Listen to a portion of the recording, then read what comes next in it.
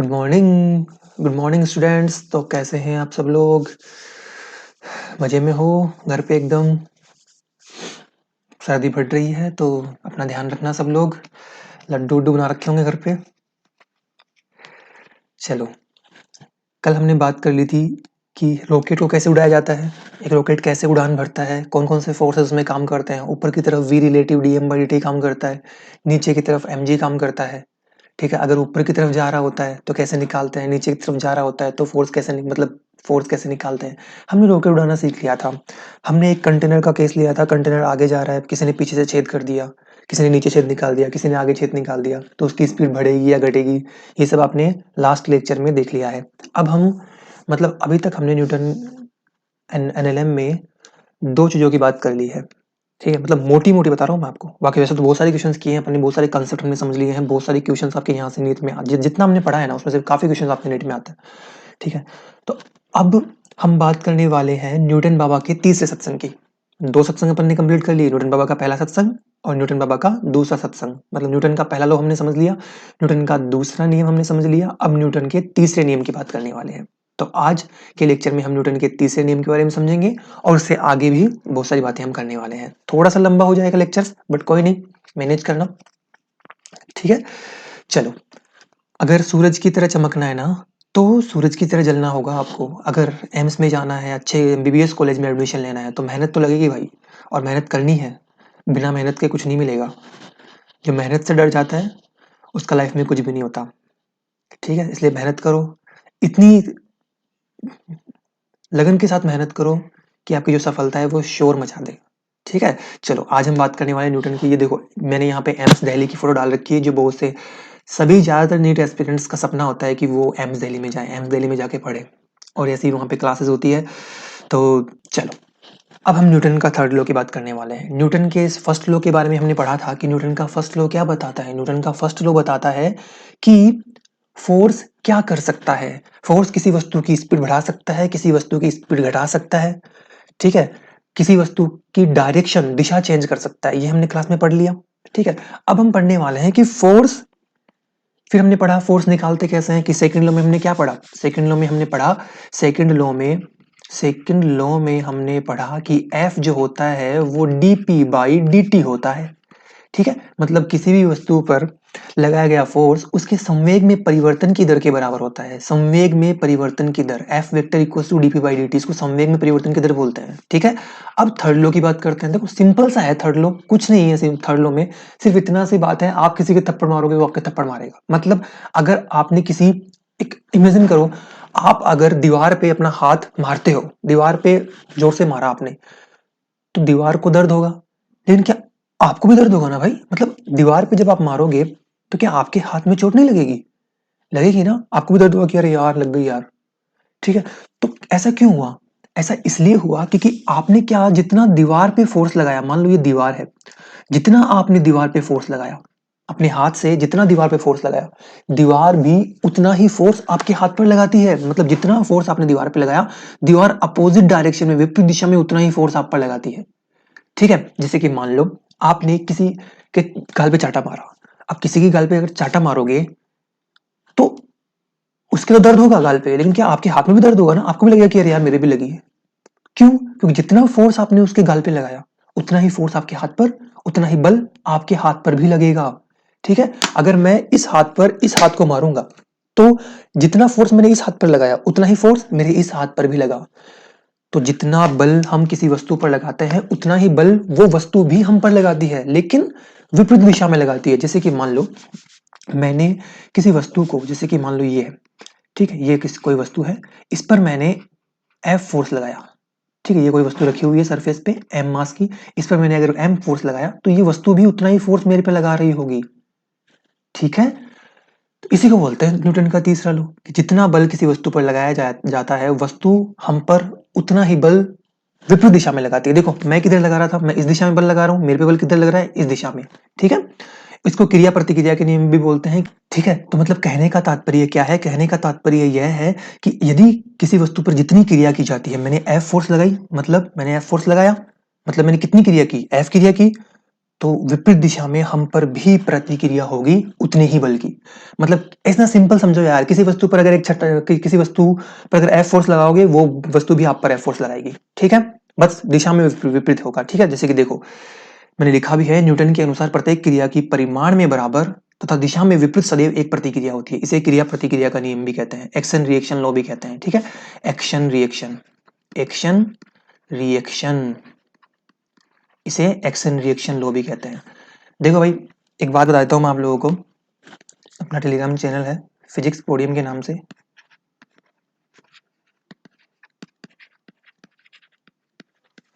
ठीक है। तो ये अपना टेलीग्राम चैनल है, ठीक है। तो फिजिक्स पोडियम के नाम से अपना टेलीग्राम चैनल है। इस पे जो भी इंपॉर्टेंट मटेरियल होगा इन पीपीटीज के अलावा और इन लेक्चर्स के अलावा, जो भी इंपॉर्टेंट मटेरियल होगा, जो भी आपको इन्फॉर्मेशन फॉरवर्ड करनी होगी मुझे, मैं इस चैनल पे आपको फॉरवर्ड कर दूंगा। क्योंकि एक एक बच्चे को मैं बता नहीं सकता फ़ोन करके या फिर उसको इंस्टा पे, क्योंकि बहुत से बच्चे मुझसे इंस्टा पे क्वेश्चंस पूछते हैं, टेलीग्राम पे भी पूछते हैं, व्हाट्सएप पे भी क्वेश्चंस आते हैं बच्चों के। तो मैंने सोचा है कि एक चैनल बना लेता हूँ टेलीग्राम पे, उस पर जो भी डाउट्स वगैरह होंगे आपके, वो मैं सारे सोल्व करके डाल दूंगा। तो इस चैनल को बहुत से स्टूडेंट ने ज्वाइन कर लिया है। आप लोग भी इस चैनल को, टेलीग्राम चैनल को जल्दी से जल्दी ज्वाइन कर लो, ठीक है। उसमें क्या करना है, मोबाइल में सबके पास ऑनलाइन लेक्चर ले रहे हो तो मोबाइल तो है, बस टेलीग्राम का ऐप डाउनलोड करना है, उसमें अपनी आईडी बनाओ और फिजिक्स पोडियम के नाम से टेलीग्राम चैनल है मेरा, उसको ज्वाइन कर लो। चलो, तो इस नियम को क्या बोलते हैं, क्रिया प्रतिक्रिया का नियम भी कहते हैं। क्रिया प्रतिक्रिया का क्यों, क्योंकि जितनी क्रिया आप किसी वस्तु पर करोगे उतनी प्रतिक्रिया आप पर लगेगी। ये देखो, जैसे कि मान लो जैसे कि मान लो ये दो वस्तुएं हैं, ठीक है। जैसे कि ए वस्तु है, एक बी वस्तु है, ठीक है। ए वस्तु बी वस्तु पर जितना बल लगाती है, बी वस्तु उतना ही बल ए पर लगाती है। मान लो ये दो गोले हैं, ए और बी, दोनों के मध्य आकर्षण का बल लग रहा है, मतलब दोनों एक दूसरे को आकर्षित कर रहे हैं, ठीक है। एक दूसरे को आकर्षित करते हैं, इलेक्ट्रॉन इलेक्ट्रॉन मान लो, सॉरी इलेक्ट्रॉन प्रोटॉन मान लो, प्रोटॉन इलेक्ट्रॉन मान लो।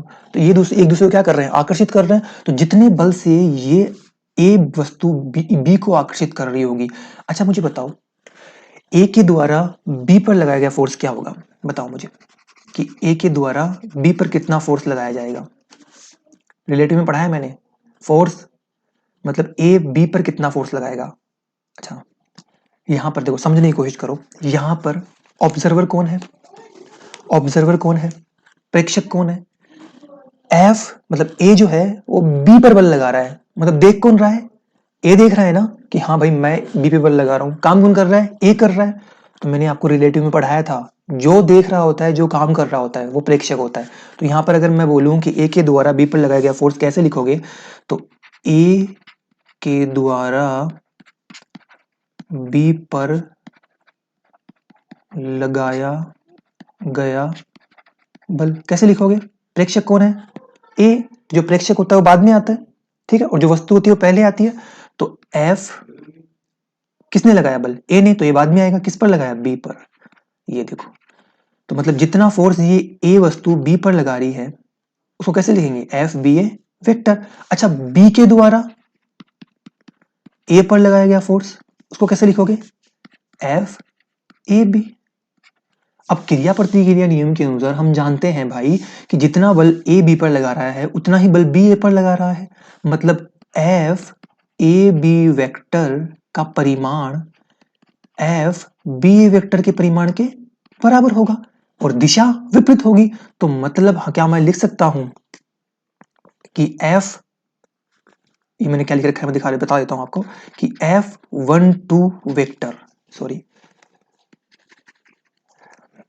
F A B vector equals to minus F B A vector. मतलब कि बी के द्वारा ए पर लगाया गया बल ए के द्वारा बी पर लगाए गए बल के परिमाण में तो बराबर होता है लेकिन दिशा में विपरीत होता है। ये माइनस चिन्ह क्या दिखाता है, ये दिशा को दिखाता है, ठीक है। जब किसी भी वेक्टर की आप दिशा परिवर्तित कर दोगे, किसी भी सदिश की अगर आप दिशा उल्टी कर दोगे तो उसके आगे माइनस साइन हो जाता है, आपको वेक्टर में पढ़ाया होगा सर ने, ठीक है। चलो, ये तो वन डी का कंसेप्ट है छोटा सा जो कि मैंने आपको बता दिया है।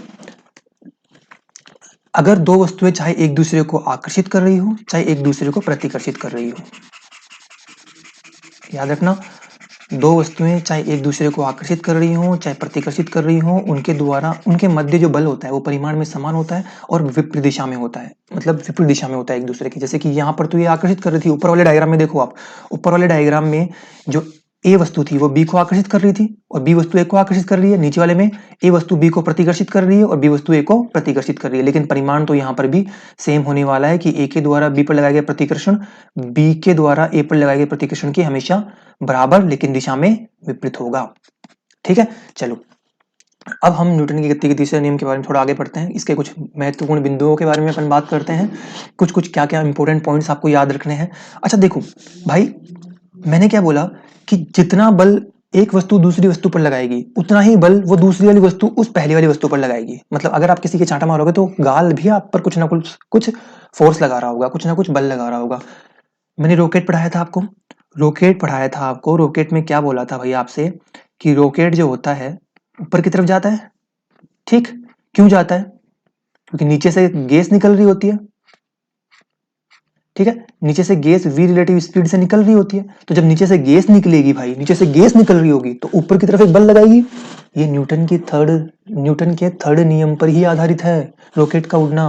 वो मैंने पढ़ा आपको पहले दिया क्योंकि वहां पर हम डिस्कस कर रहे थे कौन सा formula F equal to v relative d m by d t, लेकिन वो न्यूटन के थर्ड नियम पर आधारित है कि जब गैसेज नीचे की तरफ फोर्स लगाएगी तो रॉकेट पर ऊपर की तरफ एक बल लगेगा। क्यों? क्रिया प्रतिक्रिया नियम। नीचे की तरफ जितनी क्रिया होगी, मतलब मान लो नीचे की तरफ जितना बल लगा उतना ही बल ऊपर की तरफ भी लगेगा।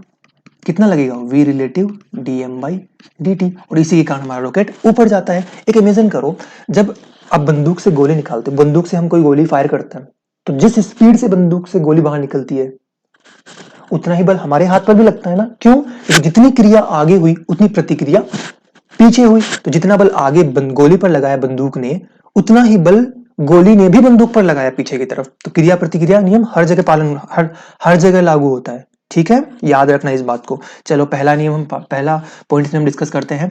देखो ये है कि आप कोई भी फोर्स लगाओगे ना तो उसकी प्रतिक्रिया तो होगी। इस नेचर में अंदर कुछ भी करोगे, आप कुछ भी करोगे तो उसकी प्रतिक्रिया तो आप पर होगी।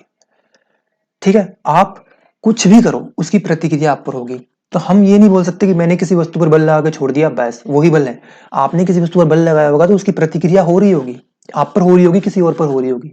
ठीक है, तो हमने यही लिखा है फर्स्ट पॉइंट में कि हम कभी भी एकल विलगित बल उत्पन्न नहीं कर सकते, मतलब एक सिंगल फोर्स आप उत्पन्न नहीं कर सकते। अगर आप फोर्स को उत्पन्न करोगे तो उसके साथ उसकी प्रतिक्रिया भी साथ में आएगी। मतलब प्रकृति में बल सदैव क्रिया प्रतिक्रिया युग्म के रूप में उत्पन्न होते हैं, मतलब क्रिया भी होगी तो उसकी प्रतिक्रिया भी होगी। ठीक है, अब क्रिया प्रतिक्रिया के मध्य ये नहीं है कि भाई आपने बोल दिया कि चलो मैं बंदूक से गोली निकालता हूँ, बंदूक से गोली निकाल दी और फिर वेट कर रहे हो कि ठीक है मेरी बंदूक से, मतलब हमारी जो बंदूक है वो पीछे की तरफ जाएगी। या फिर ऐसे है कि आपने किसी की चांटा मारा और फिर आप वेट कर रहे हो कि हाँ यार देखिए मेरे हाथ पर भी बल लगेगा कि नहीं लगेगा। जैसे ही आपने चांटा मारा वैसे ही आपके हाथ में दर्द हुआ, जैसे ही आपने बंदूक से गोली फायर की वैसे ही आपका हाथ भी पीछे की तरफ जाएगा। जैसे ही रॉकेट से नीचे गैसेस निकलना स्टार्ट करेगी वैसे ही रॉकेट भी ऊपर उड़ना स्टार्ट करेगा। तो बीच में कोई भी समय अंतराल नहीं होता है, बीच में कोई भी समय अंतराल नहीं होता है। क्रिया और प्रतिक्रिया हमेशा साथ साथ होती है। आप लिख सकते हो कि क्रिया और प्रतिक्रिया हमेशा साथ होती है। लिख लेना एक जगह कि क्रिया और प्रतिक्रिया दोनों एक साथ, देखो मैंने लिख भी रखा है साथ में, क्रिया और प्रतिक्रिया दोनों एक साथ होती है। इसलिए ऐसा नहीं कह सकते कि क्रिया कारण है तथा प्रतिक्रिया उसका प्रभाव। मतलब आप किसी को भी क्रिया मान लो, किसी को भी प्रतिक्रिया मान लो। ठीक है, अतः हम किसी एक बल को क्रिया कह सकते हैं तथा दूसरे बल को प्रतिक्रिया कह सकते हैं। ठीक है भाई, चलो आगे हम बात करते हैं। अब वस्तुएं स्थिर हो या गतिशील उन पर क्रिया प्रतिक्रिया का नियम सदैव लागू होता है। इसका क्या मतलब है? जैसे कि मान लो ये कोई ब्लॉक है मेरे पास, ये कोई वस्तु है। ठीक है, अगर मैं इस पर कोई बल लगाऊं F बल, ठीक है, तो ये भी हम पर कोई F बल लगा रहा होगा, लगा रहा नहीं होगा कि नहीं लगा रहा होगा? लगा रहा होगा। अच्छा ठीक है, लगा रहा है। अच्छा ये कब है? जब ये रेस्ट पर है। अच्छा अगर ये वस्तु गतिशील है, मान लो v वेलोसिटी से, v वेग से या a त्वरण से इधर गतिशील है, अगर मैं इस पे बल लगा रहा हूं कोई, तब भी तो ये हम पर एक बल लगा रहा होगा। मतलब आप ये नहीं कह सकते कि कोई चीज अगर गति में है तो वो हम पर बल नहीं लगाएगी या वो क्रिया प्रतिक्रिया नियम का पालन नहीं करेगी। अगर कोई वस्तु गतिशील है और कोई वस्तु अगर स्थिर है तो दोनों ही स्थितियों में वो क्रिया प्रतिक्रिया नियम का पालन करेगी। जैसे कि मान लो मेरे हाथ में ये पेन है, ठीक है, अभी ये स्थिर है, देखना अभी ये स्थिर है, क्या धरती इस पर बल नहीं लगा रही? क्या धरती इस पर बल नहीं लगा रही है ना भाई, mg लगा रही है। क्या ये धरती पर बल नहीं लगा रहा? अरे सॉरी, ये क्या बोल रहे हो आप, ये धरती पर कहां से बल लगाएगा, तो छोटा सा है। याद रखना हमेशा, जितना बल इस पेन पर धरती लगा रही है उतना ही बल ये पेन भी धरती पर लगा रहा है। क्रिया प्रतिक्रिया हमेशा लागू होती है। मान लो 5 न्यूटन से धरती इसको खींच रही है, जैसे मैंने इसको छोड़ा नीचे गया तो 5 न्यूटन से मान लो धरती इसको खींच रही है, तो 5 न्यूटन से ही ये भी धरती को खींच रहा है, लेकिन बेचारा ये फिर नीचे क्यों गया? अब यार, जो कमजोर होगा वो ही तो जाएगा ना नीचे। मान लो एक सुमो पहलवान है और मैं खड़ा हूं सामने सुमो पहलवान के, अब अगर मैं जाके सुमो पहलवान से भिड़ूंगा तो कोई और ही पढ़ा रहा होगा आपको यहाँ पर, ठीक है। तो यार मतलब मेरे पे ज्यादा फोर्स लगेगा ना, मुझे लगेगा ना फोर्स, तो मैंने भी उस पर उतना ही लगाया, ठीक है, लेकिन उसके द्वारा जो मेरे पे फोर्स लगा वो मुझे लगेगा कि बहुत ज्यादा लग गया। क्यों? क्योंकि यार वो थोड़ा ताकतवर है ना, तो वो धरती माता बड़ी है, ये तो छोटा सा तुच्छ प्राणी है उसके सामने, ये तो तुच्छ है। तो जो चीज तुच्छ है, तुच्छ प्राणी है, तो वो तो तुच्छ बल ही लगाएगी, थोड़ा सा बल ही लगाएगी। तो बेचारा थोड़ा सा बल लगाएगा, 5 न्यूटन के बल से क्या ये धरती को खींच सकता है? नहीं खींच सकता, तो ये खुद नीचे चला जाएगा। लेकिन बल सेम ही लगा रहा है कि जैसे कि मान लो ये हमारा पेन था, ठीक है, पेन था, ये हमारी धरती है, तो जितना बल धरती इसको खींच रही है, मान लो ये धरती इसको खींच रही है, धरती इसको खींच रही है 5 न्यूटन से, तो उतना ही बल से ये पेन भी धरती को खींच रहा होगा 5 न्यूटन से। तो क्रिया और प्रतिक्रिया हमेशा परिमाण में समान होती है, याद रखना, और एक विपरीत दिशा में होती है। अच्छा, ये पेन जो है वो भी स्थिर है, तो क्या धरती बल लगा रही है? बिल्कुल लगा रही है। अच्छा, मैंने इसको छोड़ दिया और जब ये मोशन में था, मतलब जब ये गति कर रहा था, तो क्या धरती बल नहीं लगा रही थी? यार तब भी बल लगा रही थी। और क्या तब ये धरती पर बल नहीं लगा रहा था? तब भी बल लगा रहा था। मतलब जब ये स्थिर था तब भी धरती बल लगा रही थी, जब ये गति कर रहा है तब भी धरती से बल लगा रही है। मतलब कि क्रिया और प्रतिक्रिया सदैव लागू होती है, चाहे वस्तु स्थिर हो चाहे गतिशील। ठीक है, चलो दूसरे पॉइंट की हम बात करते हैं। अच्छा, एक बात बताओ, क्रिया और प्रतिक्रिया क्या केवल कभी तभी होती है क्या जब कोई चीज टच में हो, कि जब हम किसी वस्तु को टच करते हैं तभी क्रिया लगती है, तभी की प्रतिक्रिया लगती है? ऐसा नहीं होता है भाई। इस पेन का एग्जांपल देखो ना, अगर ये पेन हवा में है तो क्या ये जमीन को टच कर रहा है? नहीं कर रहा। लेकिन क्या ये बल नहीं लगा रहा जमीन पर? लगा रहा है ना, खींच तो रहा है जमीन को, और जमीन भी इसको खींच रही है। तो जरूरी नहीं है कि क्रिया प्रतिक्रिया नियम के लिए टच में होना जरूरी नहीं है। बिना टच के, मतलब जो भौतिक रूप से संपर्क में नहीं हो तो भी बल लगाएगा। ठीक है, अभी बात की मैंने, जिस देखो, क्रिया प्रतिक्रिया बल उन वस्तुओं के लिए भी संभव है जो कि भौतिक रूप से संपर्क में नहीं रहती है। देखो मैंने ये सब पीपीटी इसीलिए बनाई है ताकि कम से कम आपको लिखाना हो, लिखाने की जरूरत पड़े ही ना, ज्यादा से ज्यादा समझा सकूं मैं आपको। अब अगर ऐसा मैं बोर्ड पे कर रहा होता तो लिखाने में ही मेरा सारा टाइम निकल जाता। ठीक है, चलो, प्रकृति में जितने भी बल होते हैं ना, सारे क्रिया प्रतिक्रिया नियम की पालना करते हैं, चाहे वो घर्षण बल हो, चाहे वो शान बल हो, चाहे वो चुंबकीय बल हो, चाहे वो विद्युत क्षेत्र का बल हो, चाहे वो गुरुत्वाकर्षण बल हो, सभी में क्रिया प्रतिक्रिया नियम पालना होती है। जैसे कि मान लो घर्षण बल है, आप किसी जमीन पर आप चलते कैसे हो? घर्षण के कारण चलते हो, ठीक है। आप सरफेस पे जितना बल लगाते हो, सरफेस भी आप पर उतना ही बल लगाती है, इसलिए आप आगे बढ़ जाते हो। ठीक है, विद्युत चुंबकीय बल है, स्थिर विद्युत बल है, गुरुत्वीय बल है। जैसे कि पेन जितना धरती पर बल लगा रहा है, धरती भी पेन पर उतना ही बल लगा रही है, तो गुरुत्वीय बल हो गया। ठीक है, तो सभी जो बल होते हैं प्रकृति में वो क्या करते हैं? क्रिया प्रतिक्रिया नियम की पालना करते हैं, याद रखना। ठीक है, इसको तो मैं मिटा देता हूँ यहाँ से, ताकि आपको ये जो पीपीटी है वो सही से दिखे आपको। ठीक, चलो, जैसे कि क्रिया प्रतिक्रिया बल किसी एक दूसरे को निरस्त नहीं करते हैं, याद रखना। क्रिया और प्रतिक्रिया एक दूसरे को निरस्त नहीं करते हैं, क्योंकि ये बल सदैव अलग अलग वस्तुओं पर लगते हैं। अब इस चीज को मैं आपको थोड़ा समझा देता हूँ। एक बात मुझे बताओ, ये पानी है हमारे पास, ठीक है, ये एक बात मुझे बताओ, ये पानी है, स्विमिंग पूल है, कभी स्विमिंग पूल में गए हो? नहीं गए, चलो कोई नहीं। स्विमिंग पूल है, स्विमिंग पूल में एक तैराक है, ठीक, एक तैराक है, ये पानी भरा हुआ है इसमें, ठीक, ये पानी भरा हुआ है इसमें। तैराक जो है अभी स्थिर अवस्था में है, अब ये तैरना स्टार्ट करता है, तो तैरेगा कैसे? अपने हाथ हिलाएगा, हाथों से पानी को पीछे करेगा, मतलब कुछ ये बल जो है वो पानी पर लगा रहा होगा, कुछ ना कुछ बल लगाया। हाँ, कुछ ना कुछ बल लगाया, मान लो 5 न्यूटन का बल लगाया पीछे की तरफ, तो क्रिया प्रतिक्रिया के अनुसार तो इस पर भी 5 न्यूटन का बल आगे की तरफ लगना चाहिए। ठीक है, तो 5 न्यूटन का बल इधर लगेगा। अब अगर मैं आपको बोलूं कि इस पूरे सिस्टम पर नेट बल लगा निकाल दो, परिणामी बल, तो अगर आप नेट बल निकालोगे, नेट बल परिणामी बल निकालोगे तो कितना आएगा? इधर कितना बल लग रहा है? 5 न्यूटन। उल्टी दिशा में कितना बल लग रहा है? 5 न्यूटन। कितना बल लग रहा है टोटल? 0। तो फिर तैराक तैरता कैसे है?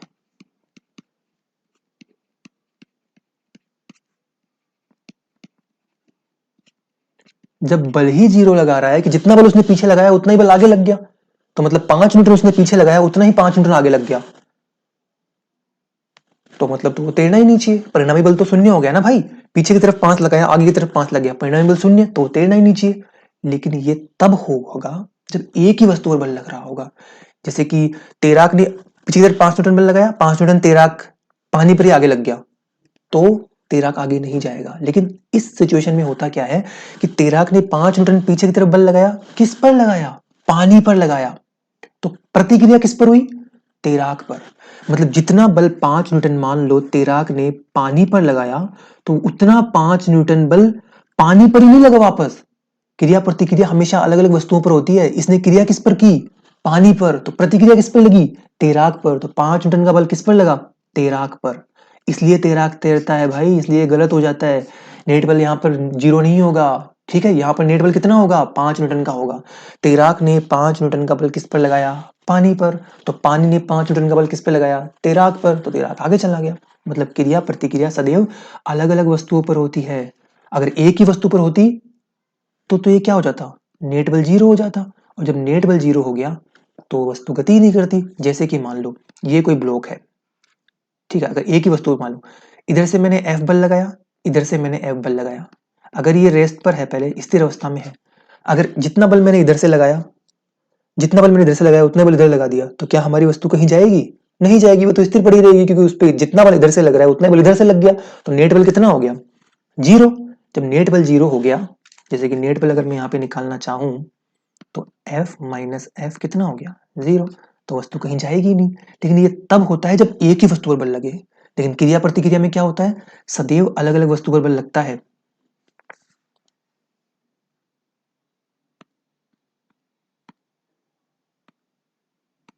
ठीक है, याद रखना, ये बल सदैव अलग अलग वस्तुओं पर लगते हैं। जैसे कि चलना, तैरना, गोली दागने पर बंदूक का पीछे पीछे की तरफ आना। अब गोली से, बंदूक से आपने गोली मारी, तो गोली पर आगे बल लगा, तो गोली ने बल किस पर लगाया? बंदूक पर। ठीक है, तो मतलब क्रिया किस पर हुई? गोली पर। प्रतिक्रिया किस पर हुई? बंदूक पर। तैराक तैर रहा है, क्रिया किस पर हुई? पानी पर। प्रतिक्रिया किस पर हुई? तैराक पर। ठीक है, रॉकेट, क्रिया किस पर हुई? गैस पर। प्रतिक्रिया किस पर हुई? रॉकेट पर। मतलब गैस जब नीचे निकलती है तब रॉकेट ऊपर जाता है। तो अलग अलग क्रिया प्रतिक्रिया हमेशा अलग अलग वस्तुओं पर लगती है। ठीक है, चलो अब हम कुछ मैकेनिक्स में कुछ अलग कुछ इंपॉर्टेंट फोर्सेस की बात कर लेते हैं। जितना मैं आपको फर्स्ट बुक पढ़ाने वाला हूँ उसको मैकेनिक्स बोलते हैं, जो हम ग्रेविटेशन तक पढ़ने वाले हैं। ग्रेविटेशन फोर्सेस, हम ग्रेविटेशन फोर्सेस पढ़ने वाले हैं, रोटेशनल, सर्कुलर वगैरह सब जितने भी चैप्टर हम पढ़ने वाले हैं, वर्क पावर एनर्जी, उसमें इंपॉर्टेंट फोर्सेस कौन कौन से आते हैं, कौन कौन से फोर्सेस की हम बात करते हैं। थोड़ा सा इंपॉर्टेंट चीज़ें समझना कि हम आगे पढ़ने क्या वाले हैं। पूरी फिजिक्स में हम, पूरी मैकेनिक्स में हम किन फोर्सेस की बात करते हैं। देखो, सबसे पहले तो हम वेट की बात करते हैं। अब वेट, देखो भाई, यहाँ पर कुछ कुछ टर्म्स मैंने इंग्लिश में भी लिखी है, ठीक है, हिंदी टर्म मैं ब्रैकेट में लिख दूंगा यहाँ पर। तो टेंशन मत लेना कि सर इंग्लिश में पढ़ा रहे हैं, कुछ कुछ बातें इंग्लिश में लिखा रहे हैं। यार थोड़ा मेच्योर हो जाओ, आप बच्चे नहीं हो आप। ठीक है, वेट का मतलब होता है भार। ठीक है, वेट का मतलब क्या होता है? भार होता है। देखो, वेट का मतलब होता है भार, सिंपल है। भार का मतलब क्या होता है? कोई वस्तु है, कोई वस्तु है, धरती उस पर कितना बल लगाती है? मान लो m द्रव्यमान की वस्तु है, तो mg उस पर द्रव्यमान, mg उस पर बल लगाएगी, तो यही हो गया भार। तो वेट निकालते हो, किसी वस्तु का वेट कैसे निकालते हो? किसी वस्तु का भार कैसे निकालते हो? जितना वस्तु पर बल लगाती है, मतलब धरती जितना उस वस्तु पर बल लगाएगी वो क्या होगा? वेट। तो उसको क्या बोलते हैं? भार बोलते हैं। अच्छा मुझे बताओ कि ये जो है भार जो होता है वो कौन सा फोर्स होता है? ग्रेविटेशनल नेचर का होता है या फिर कुछ अलग नेचर का होता है? देखो, कोई वस्तु है, ठीक, जैसे कि पेन, ये मेरा पेन है, पेन मैंने यहाँ पर रख दिया, ये धरती है, अर्थ है, ये पेन है, पेन पर अर्थ जो बल लगा रही है वो कौन सा बल लगा रही है? गुरुत्वीय बल। ठीक। अच्छा, तो पेन पर धरती गुरुत्वीय बल लगा रही है, कितना लगा रही है? mg। पेन इस पेन को धरती गुरुत्वीय बल से तो खींच रही है, गुरुत्वाकर्षण बल से खींच रही है ना, ठीक है। तो पेन धरती को किस बल से खींच रहा होगा? मैंने क्या बोला था कि क्रिया और प्रतिक्रिया दोनों समान प्रकृति की होती है। अगर धरती गुरुत्वीय बल से खींच रही होगी तो पेन भी धरती को किस बल से खींचेगा? 5 न्यूटन बल से। कितने मतलब सॉरी किस बल से खींचेगा? गुरुत्वीय बल से खींचेगा। दो वस्तुएं अगर पास में रखी हुई है तो एक दूसरे पे कौन सा बल लगाती है? गुरुत्वीय बल लगाती है ना भाई।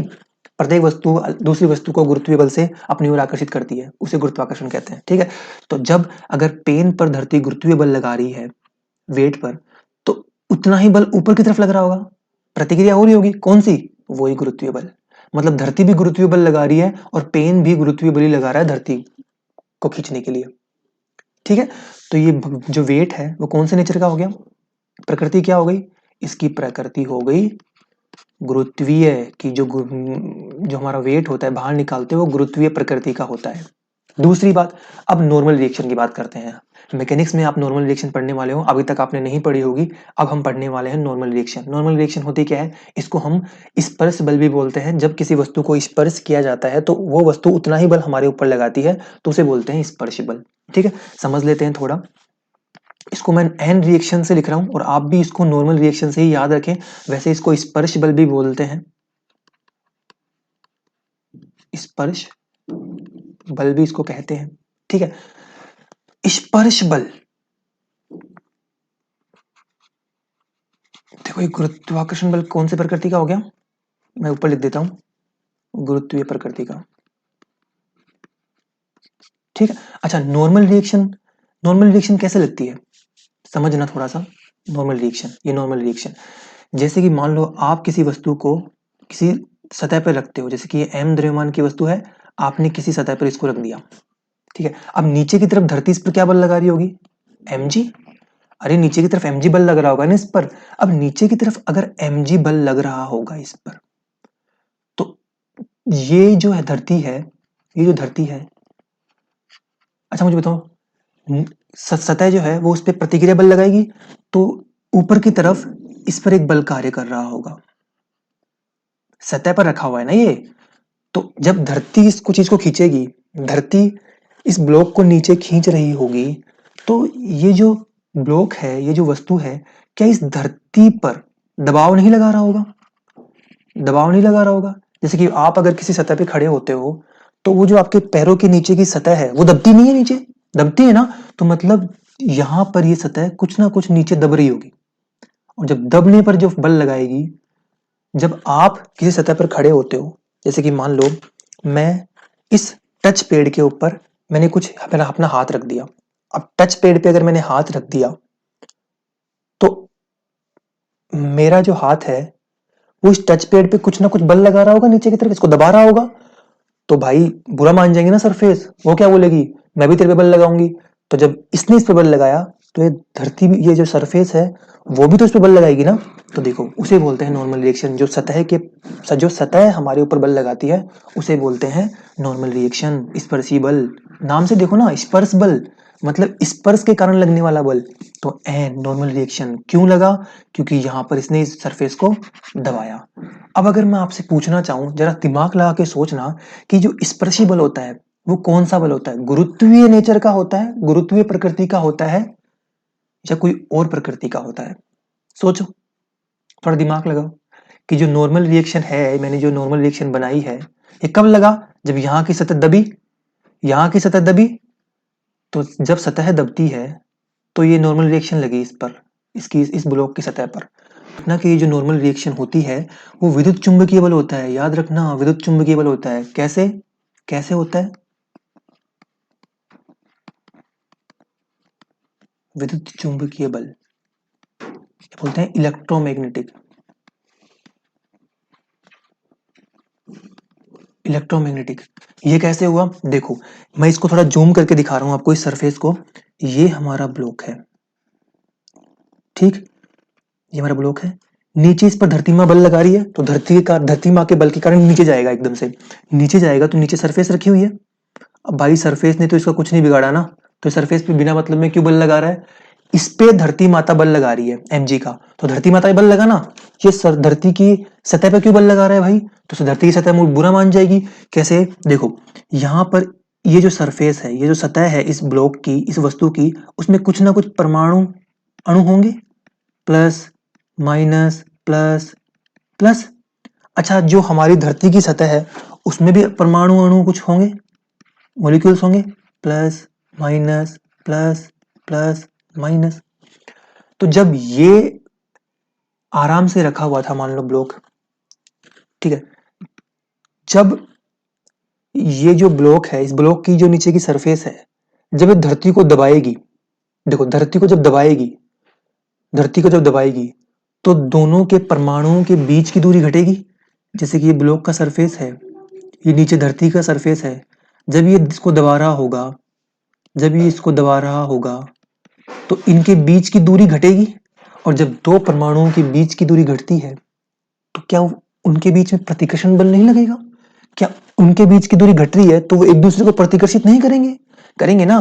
तो कौन से बल हो गया? ये प्लस प्लस माइनस माइनस के बीच में लगने वाला कौन सा बल होता है? विद्युत चुंबकीय बल। तो ये कौन सा बल हो गया? विद्युत चुंबकीय बल।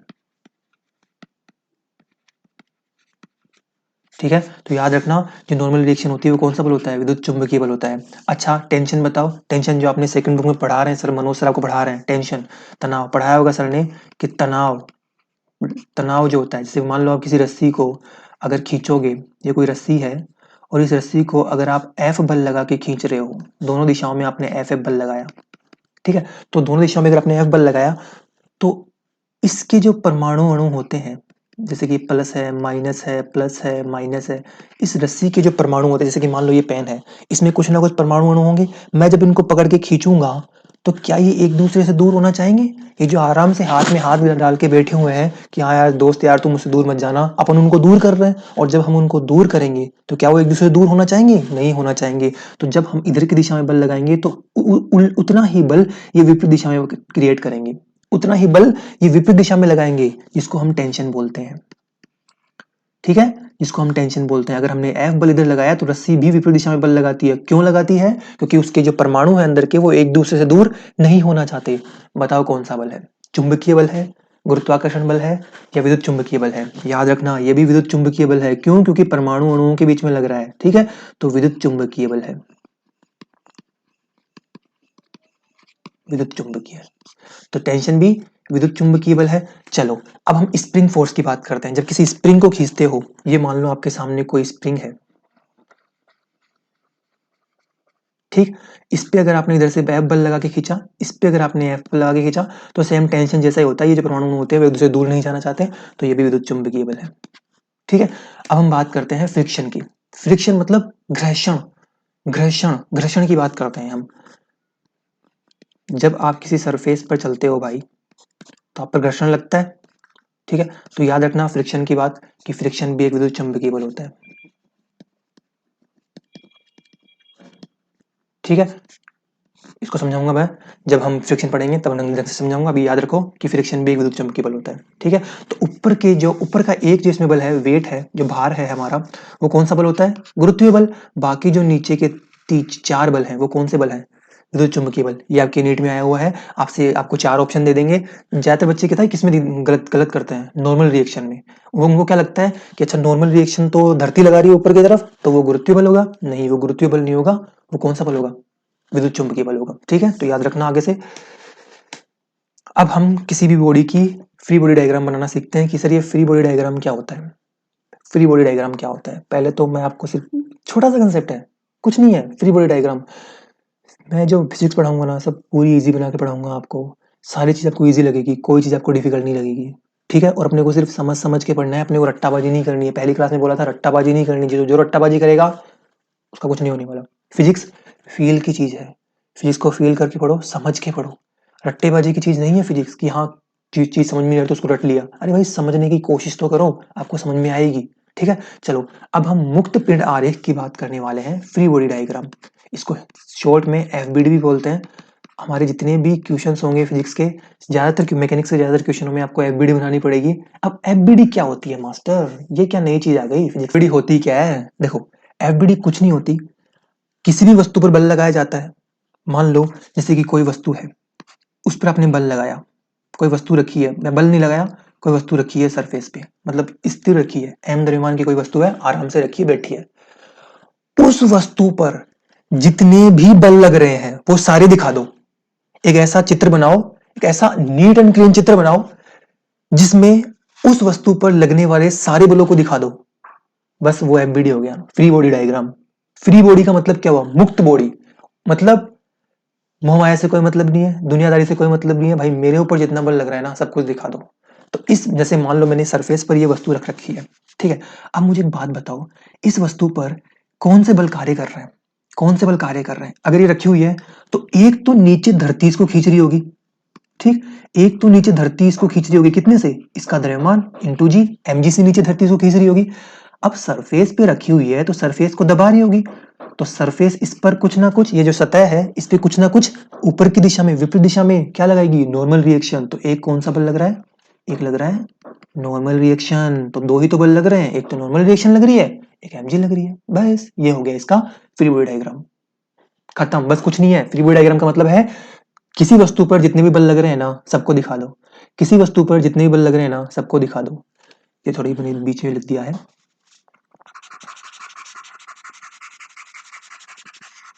ठीक है, तो किसी भी वस्तु पर कार्यरत समस्त बलों को प्रदर्शित करने वाला रेखा चित्र, मतलब ऐसा रेखा चित्र बना दो जो उस वस्तु पर लगने वाले समस्त बलों को प्रदर्शित कर सके, उसे बोलते हैं फ्री बॉडी डायग्राम, मुक्त पिंड आरेख। ठीक, जैसे कि मान लो ये दो, एक वस्तु दे रखी है आपको, ठीक। ये एक सिस्टम दे रखा है कि एक तो ब्लॉक एम द्रव्यमान का ये रखा है, एक छोटा द्रव्यमान का ब्लॉक रखा हुआ है। मैं क्या कर रहा हूं, इन दोनों को, जैसे कि मैंने दो ब्लॉक रख लिए सामने से, उनको धक्का मार रहा हूं एफ बल से। मतलब दो ब्लॉक मैंने रख लिए, दो वस्तुएं मैंने रख ली, एक दूसरे को टच में रख रखा है, उन दोनों पर बल लगा रहा हूं मैं। ठीक है, अब मान लेते हैं कि ये घर्षण रहित सतह है, कि यहाँ पे कोई घर्षण नहीं लग रहा, घर्षण रहित सतह है। ठीक है, अब अगर मैं इनका फ्री बॉडी डायग्राम बनाऊं, तो फ्री बॉडी डायग्राम बनाने के लिए आपको दोनों को अलग अलग करना पड़ेगा। देखो भाई, इधर से इस पे बल लग रहा है, क्या इस पर नीचे की तरफ क्या कोई बल लग रहा होगा? धरती लगा रही है mg। क्या इस पर बल लग रहा होगा? बिल्कुल, स्मॉल mg धरती इस पर भी तो बल लगाएगी, या इसको छोड़ देगी कि तू जा मैं पीछे वाले बल लगा लेती हूँ? ऐसा तो नहीं होगा। चलो ठीक है। अच्छा, इस पर ये जो सरफेस है, इस पर ये जो सरफेस है, क्या ऊपर की तरफ नॉर्मल रिएक्शन लगा रही होगी? बिल्कुल लगा रही होगी, n1। अच्छा, क्या इस पर जो सरफेस है क्या ऊपर की तरफ नॉर्मल रिएक्शन लगा रही होगी? बिल्कुल लगा रही होगी, n2।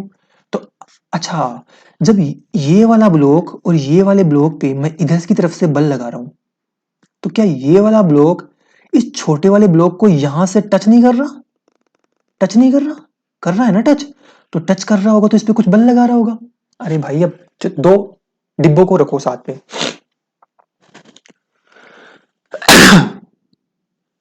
सॉरी, दो डिब्बों को पास पास रखो, एक डिब्बे पे बल लगाओ, तो क्या आगे वाला डिब्बा नहीं जाएगा? क्या पीछे आगे नहीं जाएगा?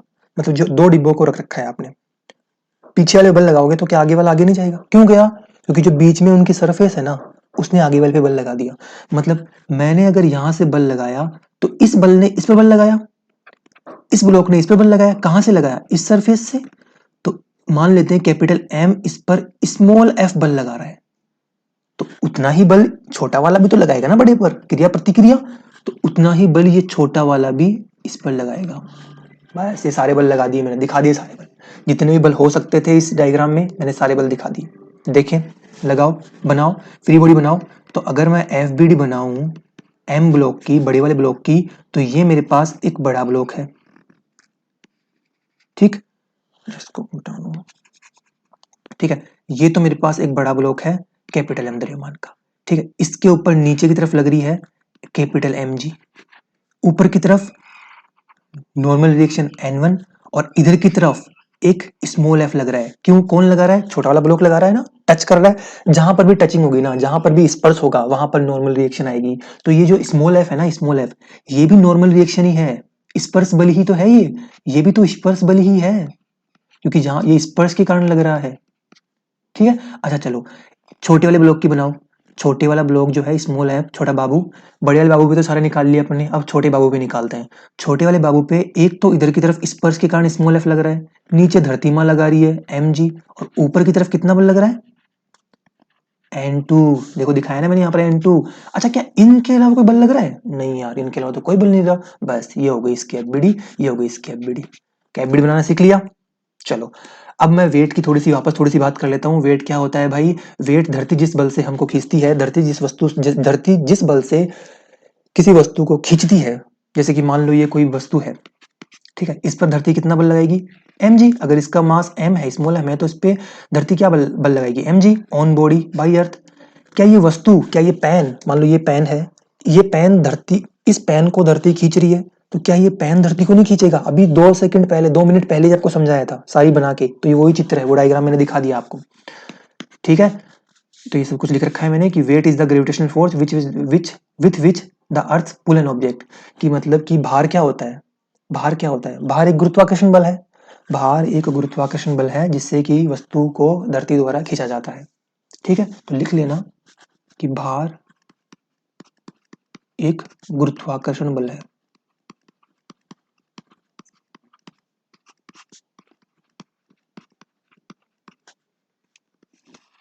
ठीक है, भार एक गुरुत्वाकर्षण बल है। अभी थोड़ी देर पहले समझाया आपको, ठीक। अब हम नॉर्मल रिएक्शन की बात करते हैं कि नॉर्मल रिएक्शन क्या होती है। अभी मैंने थोड़ी देर पहले समझाया था, थोड़ी सी वापस दोबारा बात करते हैं ब्रॉड एरिया बना के, क्योंकि बहुत जगह हमारे ये नॉर्मल रिएक्शन तो हमारे हर जगह काम में आने वाली है, इसलिए नॉर्मल रिएक्शन को ढंग से समझना जरूरी है। इस पे काफी क्वेश्चंस भी करने वाले हैं अपन, ठीक है। देखो भाई, जैसे कि ये कोई वस्तु है, ये कोई इंसान है, ये कोई आदमी है, इस वस्तु पर एफ फोर्स लगा रहा है, मान लो यहाँ पे टच हो रहा है, यहाँ पे टच कर रहा है, तो ये क्या करेगा? इस पर कुछ ना कुछ एफ बल लगाएगा। जैसे कि मान लो ये इस पर कुछ ना कुछ एफ बल लगा रहा है, एफ बल लगा रहा है, तो जब ये इस वस्तु पर एफ बल लगा रहा है तो यहाँ पर टचिंग हो रही है। मैंने क्या बोला था? नॉर्मल रिएक्शन कहाँ पर लगती है?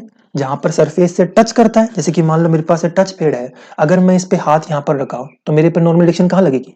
यहाँ पर। अच्छा अगर मैंने इसको तिरछा कर दिया और यहाँ पर मैंने हाथ रखा तो नॉर्मल रिएक्शन कहाँ लगेगी? यहाँ पर। अच्छा मैंने इसको इधर कर दिया और यहाँ पर रखा, नॉर्मल रिएक्शन कहाँ लगेगी? यहाँ पर।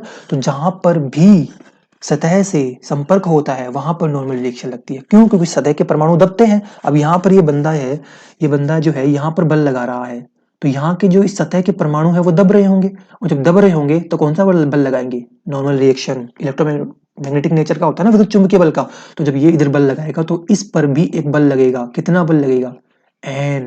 Normal force, normal force, normal force लगेगा, नॉर्मल फोर्स लगेगा, नॉर्मल रिएक्शन लगेगी, ठीक है। प्रकृति में विद्युत चुंबकीय होता है और सतहों के लंबवत होता है, हमेशा सतह के लंबवत लगेगा। देखो इलेक्ट्रोमैग्नेटिक नेचर का होता है, सतहों के लंबवत होता है। Contact force in a direction perpendicular to contact surface. मैंने हिंदी टर्म भी लिखी है और इंग्लिश भी लिखा है, ठीक है। इंग्लिश भी थोड़ी बहुत समझना सीखो, क्योंकि पेपर में हो सकता है आपकी इंग्लिश टर्म, हिंदी टर्म गलत लिखी हुई आ जाए, तो पेपर में इंग्लिश टर्म को समझना सीखो, ठीक है, कि क्या कौन कौन सी टर्म्स इंग्लिश में लिखते हैं, ठीक है। तो यहाँ पर परपेंडिकुलर टू कॉन्टैक्ट सरफेस मतलब सतहों के लंबवत होता है। अच्छा ये जो है, ये बल जो लग रहा है नॉर्मल रिएक्शन, ये जो आदमी इस पे बल लगा रहा है, इस ब्लॉक पे ये बल लगा रहा है एफ इधर की तरफ, तो इस आदमी पर नॉर्मल रिएक्शन किधर लग रही है? उल्टी दिशा में। मतलब जो नॉर्मल रिएक्शन होती है हमेशा सतह के लंबवत होती है, ठीक है। जैसे कि मैंने ये बताया था, मैंने टच पेड पे यहाँ पर अंगुली लगाई, ठीक है। अब अंगुली में यहाँ पर लगा रहा हूँ तो बल कहाँ पर लगेगा? क्या इस दिशा में लगेगा? क्या इस दिशा में लगेगा? क्या नहीं, तो जिधर बल लगाऊंगा उसके विपरीत दिशा में। मैंने बोला था क्रिया प्रतिक्रिया हमेशा परिमाण में समान तथा एक दूसरे की विपरीत दिशा में होती है।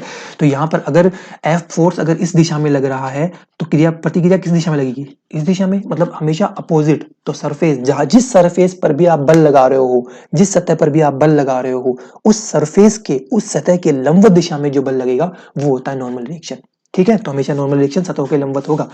आगे pushing force acting towards the body होता है, दबा मतलब ये बॉडी को दबा रहा होता है, ठीक है।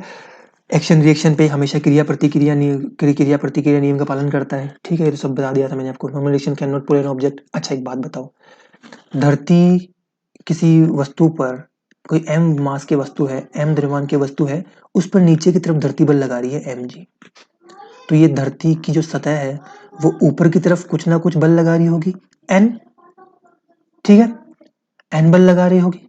तो क्या ये जो n बल है वो इस वस्तु को उठा सकता है? नहीं, ये कभी भी उठा नहीं सकता। तो याद रखना कि जो नॉर्मल रिएक्शन होती है वो सतह, मतलब किसी वस्तु को खींच नहीं सकती है। ये तो सतह के लंबवत लग रही है, बस इतना ही काम है कि सतह पर रखती है, बस उसको उठा नहीं सकती। याद रखना नॉर्मल रिएक्शन को भी उठा नहीं सकती। तो यहाँ पर अगर मैं बोलूँ तो यहाँ पे जो n हो जाएगा वो mg के बराबर हो जाएगा। जितना बल ऊपर लग रहा है उतना ही बल नीचे लग रहा है, तभी तो हमारी सरफेस कहीं नहीं जा रही। हमारा जो ब्लॉक है रखा हुआ है, तो नीचे की तरफ mg बल लग रहा होगा, ऊपर की तरफ n लग रहा होगा। अब स्थिर रखा हुआ है तो हम क्या बोलेंगे कि भाई इस पर जितना बल ऊपर की तरफ लग रहा होगा उतना ही बल नीचे की तरफ लग रहा होगा, तभी तो ये कहीं नहीं जा रहा ना। अगर ऊपर की तरफ लगने वाला बल नीचे की तरफ लगने वाले बल से ज्यादा हो गया तो ब्लॉक तो ऊपर चला जाएगा, लेकिन नॉर्मल रिएक्शन हमेशा नीचे लगने वाले फोर्स के बराबर होती है। ठीक है, तो n बराबर mg हो गया। चलो, सेल्फ एडजस्टिंग इन नेचर होती है, मतलब सेल्फ एडजस्टिंग का मतलब होता है कि जैसे जैसे आप इस पे बल बढ़ाते जाओगे, जैसे कि मान लो ये ब्लॉक था, ठीक, 5 केजी का ब्लॉक है, 5 केजी का ब्लॉक है, और इस पे नीचे की तरफ कितना बल लग रहा होगा, इसका द्रव्यमान mg, मतलब 5 इंटू 10, 50 न्यूटन। तो इस पे नॉर्मल, इस सतह पर, ये जो सतह, जिस सतह पे रखा हुआ है उस सतह पर नॉर्मल रिएक्शन कितनी लग रही होगी, 50 न्यूटन। अब मैंने क्या किया, इस पे एक छोटा सा बाबू और रख दिया 1 केजी का,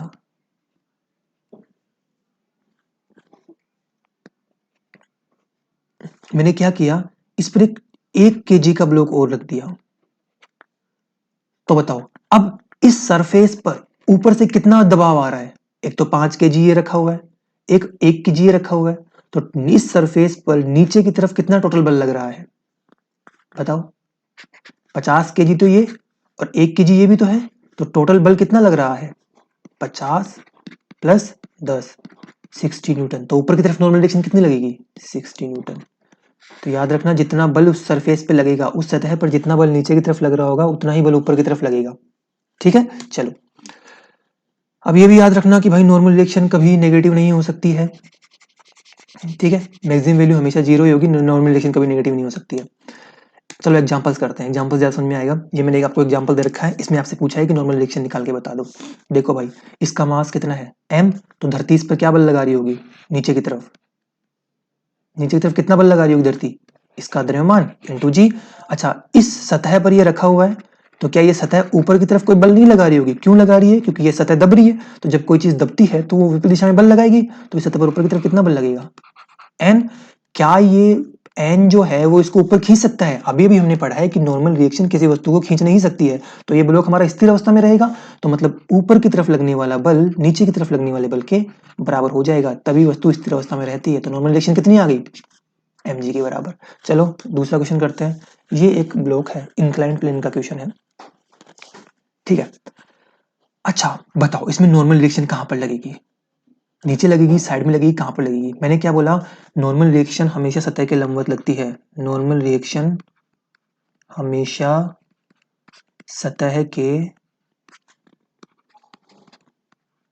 लंबवत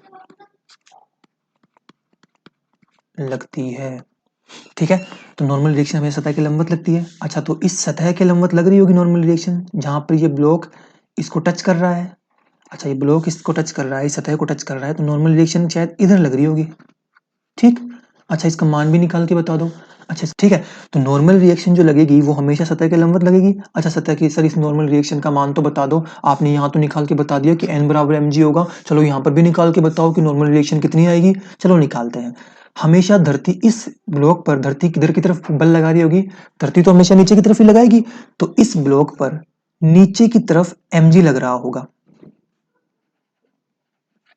ठीक, अब नीचे की तरफ mg लग रहा होगा, तो अगर मैं इस सतह के लंबवत एक लाइन खींचूं, इस सतह के लंबवत एक लाइन खींचूं, एक सतह के लंबवत नॉर्मल रिएक्शन की सीधी में एक लाइन खींचूं मैं, ठीक है, तो जितना कोण ये होता है ना थीटा, जितना कोण ये थीटा कोण ये है, उतना ही कोण ये बनेगा। ठीक, ये कोण भी थीटा ही बनेगा, जितना कोण ये होता है उतना ही कोण ये बनेगा। अब आपको कंपोनेंट लेना, घटक लेना मैंने बताया है। अच्छा, mg का इधर की तरफ कौन सा घटक आएगा, थीटा के साथ वाला, कोण के साथ वाला, mg cos थीटा। अच्छा, एक लंबवत दिशा में आएगा इसके, तो लंबवत दिशा में किधर आएगा, इधर की तरफ, तो इधर की तरफ कितना बल लगेगा, mg sin थीटा। बोलो इतनी बात समझ में आई कि नहीं आई। देखो भाई, इस ब्लॉक पर गुरुत्वाकर्षण बल लग रहा होगा, नीचे की तरफ ग्रेविटी बल लगा रही होगी, नीचे की तरफ कितना बल लग रहा है, mg। मैंने क्या बोला कि जितना कोण ये होता है उतना ही कोण ये होगा, तो इस दिशा में कितना बल लगेगा, mg cos थीटा, इस दिशा में कितना बल लगेगा, mg sin थीटा। मैंने क्या बोला, नॉर्मल रिएक्शन वस्तु को उठाती नहीं है तो ये वस्तु गति कैसे करेगी? बताओ, ये वस्तु गति कैसे करेगी? क्या ये वस्तु ऐसे गति करेगी? नहीं, ऐसे तो नहीं करेगी। ये वस्तु सीधी जाएगी एकदम ऐसे। तो मतलब गति किस दिशा में हो रही है? इस दिशा में हो रही है। क्या ऊपर नीचे गति हो रही है? नहीं, ऊपर नीचे मतलब ऐसे तो कोई गति नहीं हो रही ना। तो मतलब ऊपर की इधर की तरफ लगने वाला बल इधर की तरफ लगने वाले बल के बराबर हो जाएगा। आप तो ऐसे करना, नॉर्मल डायरेक्शन के अपोजिट डायरेक्शन जितना फोर्स हो उसको ऐड कर दो। तो इस डायरेक्शन में कितना बल लगा हुआ है? एन। इस दिशा में कितना लगा हुआ है? M g cos theta. तो एन बराबर एम जी कोस थीटा। ठीक है, चलो समझ में आया। चलो दूसरा क्वेश्चन करते हैं। अब मुझे बताओ यहाँ पर नॉर्मल डायरेक्शन कैसे निकालोगे? जहां पर भी सरफेस को टच कर रही होती है वस्तु, हमारी वस्तु जहां पर भी सतह को टच कर रही होती है, स्पर्श कर रही होती है, वहीं पर नॉर्मल डायरेक्शन आती है। मैंने बताया था ना, सतह के लंबवत लगती है। तो पहली बात तो जहां टच कर रही होगी, कहां पर टचिंग हो रही है? यहाँ पर टचिंग हो रही है, एक यहाँ पर टचिंग हो रही है। तो एक नॉर्मल रिएक्शन तो इस सतह के लंबवत आएगी, एक नॉर्मल रिएक्शन इस सतह के लंबवत आएगी। तो एक तो इधर की तरफ आएगी N1 और एक आएगी N2 इधर की तरफ। ठीक है, चलो इधर बताओ, यहाँ पर टचिंग कहां पर हो रही है? एक तो यहाँ पर टचिंग हो रही है, एक यहाँ पर टचिंग हो रही है। तो नॉर्मल रिएक्शन सतह के लंबवत आएगी। इस एक तो इसके लंबवत आ जाएगी N1, एक इधर आ जाएगी N2। ठीक है, चलो यहां पर बताओ, यहां पर टचिंग कहां पर हो रही है? टच कहां कर रहा है? ये जो गोली, ये जो बॉल है वो इस सतह को टच कहां कर रही है? यहां पर टचिंग हो रही है, एक यहां पर टचिंग हो रही है। तो मतलब नॉर्मल रिएक्शन तो सतह के लंबवत आती है। तो एक तो इधर की तरफ आएगी N1, एक इधर की तरफ आएगी N2। ठीक है, चलो अब नॉर्मल रिएक्शन हमको कैलकुलेट करनी है। आपको केसेस दिए हुए हैं कि नॉर्मल रिएक्शन कैलकुलेट करो। चलो बताओ, इस वस्तु पर नीचे की तरफ कितना बल लग रहा होगा? mg मतलब इसका द्रव्यमान इंटू जी मतलब 10 इंटू 10, 100 न्यूटन। नीचे की तरफ धरती कितना बल लगा रही है? 100 न्यूटन। क्या ये सरफेस, क्या ये सतह ऊपर की तरफ नॉर्मल रिएक्शन लगाएगी? कितनी लगाएगी? जितना नीचे की तरफ बल लग रहा है, 100 न्यूटन। जितना नीचे की तरफ बल लग रहा होगा उतना ही नॉर्मल रिएक्शन ऊपर बल लगाएगी। ठीक है, चलो अच्छा, इस ब्लॉक पे ऊपर अब क्या कर दिया इन्होंने? 20 न्यूटन का बल एक्स्ट्रा लगा दिया ऊपर से। मतलब मैंने क्या किया, इस टच पैड पे अपना फोन रख दिया और फोन के ऊपर बल और लगा दिया। तो पहले फोन रखा हुआ था, जैसे कि 10 केजी का ब्लॉक रखा हुआ है, पहले 10 केजी का ब्लॉक रखा हुआ है, तो कितना बल लग रहा है ऊपर की तरफ? 100 न्यूटन। अब मैंने ऊपर से 20 न्यूटन और लगा दिया। ठीक है, तो 20 न्यूटन ऊपर से और लगा दिया मैंने, तो टोटल नीचे की तरफ कितना बल लगेगा? देखो 100 न्यूटन तो इसका लग रहा होगा mg। ठीक, एक 20 न्यूटन ये भी लग रहा है नीचे की तरफ। तो इस सरफेस को, इस सतह पे ऊपर की तरफ नॉर्मल डायरेक्शन लगेगी। कितनी लगेगी? मैंने क्या बोला कि जितना आपको क्या करना है, ऊपर की तरफ कितना बल लग रहा है बराबर नीचे की तरफ कितना बल लग रहा है। तो ऊपर की तरफ लगने वाला बल याद रखना, ऊपर की तरफ बल बराबर नीचे की तरफ बल, नीचे की तरफ बल। कब? जब सिस्टम रेस्ट पर हो। अब ये कहीं गति नहीं कर रहा ना, बस केवल बल लगा दिया। क्या कहीं गति कर रहा है ऊपर नीचे? नहीं कर रहा। तो ऊपर की तरफ लगने वाला बल जब नीचे की तरफ लगने वाले बल के बराबर हो जाता है तो कोई गति नहीं होती है। रॉकेट ने बताया ना, जब ऊपर की तरफ लगने वाला बल जब नीचे की तरफ लगने वाले बल के बराबर हो जाता है तो रॉकेट कहीं नहीं जाएगा। ठीक है, ऊपर की तरफ लगने वाला बल कितना है? ऊपर की तरफ तो एक ही बल लग रहा है भाई, केवल एन। अच्छा, नीचे की तरफ कितने बल लग रहे हैं? एक तो 20 न्यूटन का भी नीचे की तरफ लग रहा है, एक 100 न्यूटन का जो कि इसके वेट, इसका जो वेट है, भार है, वो भी नीचे की तरफ लग रहा है। तो एक तो इसका mg लग रहा है प्लस एक ये 20 न्यूटन लग रहा है। mg कितना निकाला अपन ने? 100 न्यूटन प्लस 20 न्यूटन 120 न्यूटन। तो इस नॉर्मल रिएक्शन की वैल्यू कितनी आ गई? 120 न्यूटन। ठीक है, चलो ये क्वेश्चन करके बताओ। ये तो सेम ही क्वेश्चन हो गया भाई, जो सेम ही क्वेश्चन करा दिया मैंने। ठीक है, इसको आप उल्टा कर लो, इसको उल्टा ऊपर की तरफ कर लो, ऐसे कर लो। तो अब ऊपर की तरफ अगर 20 न्यूटन का बल लग रहा है, नीचे की तरफ कितना लग रहा होगा? एक तो 100 न्यूटन इसका, एक नॉर्मल रिएक्शन यहाँ पर ऊपर की तरफ एन लग रही होगी। तो ऊपर की तरफ कितने बल लग रहे हैं? 2 बल। तो नॉर्मल रिएक्शन कैसे निकालोगे? ऊपर की तरफ लगने वाला बल 20 न्यूटन लग रहा है, एक एन लग रहा है, नीचे की तरफ कितना बल लग रहा है? 100 न्यूटन का। तो एन कितना आ जाएगा? 80 न्यूटन।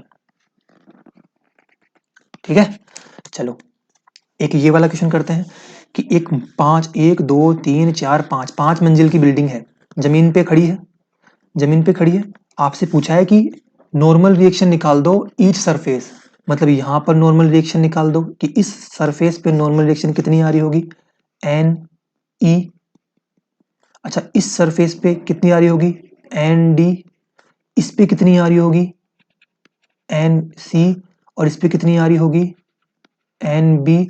इस पे कितनी आ रही होगी, एन ए। क्योंकि जब ऊपर से दबाव पड़ता है तो सरफेस क्या करती है, सतह क्या करती है, ऊपर की तरफ बल लगाती है, तो वो नॉर्मल रिएक्शन निकालनी है।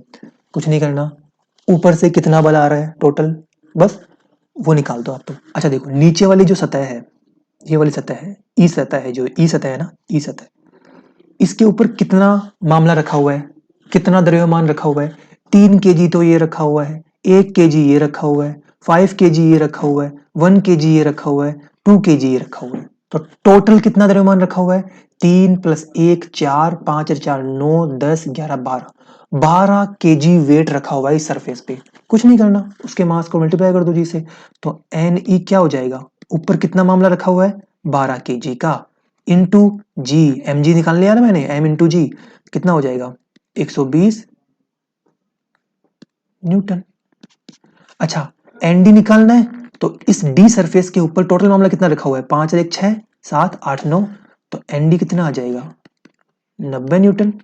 अच्छा, सी सरफेस के ऊपर कितना रखा हुआ है मामला, ऊपर की तरफ 5 और 1 6 6 7 8, तो एन सी कितना आ जाएगा, 80 न्यूटन। ऐसे ही मैं एन बी निकाल लूंगा, कितना आ जाएगा, 30 न्यूटन। ऐसे ही मैं एन ए निकाल लूंगा, कितना आ जाएगा, 20 न्यूटन। ठीक है, चलो आज के लिए इतना काफ़ी है, आज के लिए इतना काफ़ी रखते हैं। अब हम जो अलग बात करेंगे, वो हम बात करेंगे कि जब वस्तुएं गति कर रही हों तब नॉर्मल रिएक्शन निकालो, तब उनका त्वरण निकालो। ठीक है, तो आज हमने नॉर्मल रिएक्शन निकालना पढ़ लिया है, मैकेनिक्स में कितने फोर्सेस होते हैं ये पढ़ लिया है हमने। आज हमने थर्ड न्यूटन के थर्ड नियम की बात कर ली है, थर्ड नियम से रिलेटेड कुछ इंपॉर्टेंट पॉइंट्स देख लिए हैं। तो अब जो बात होगी वो अगले लेक्चर में होगी। आज के लिए इतना ही, थैंक यू, धन्यवाद। पढ़ते रहो बच्चों और शीट सॉल्व करते रहो। बाय।